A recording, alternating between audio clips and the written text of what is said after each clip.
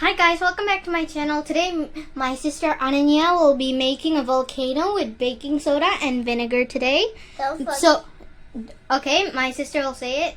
Don't forget to subscribe and channel and Okay. She said that don't forget to subscribe to my channel and like and share. So now she will begin. First, she will put the baking soda over here. Then she'll pour the vinegar in. Pour the vinegar in. Be careful. Take your hand out. Wow. Oh. Look how foamy it is. Bubbles. Bubble. Okay, after you touch this, you need to wash your hand. No!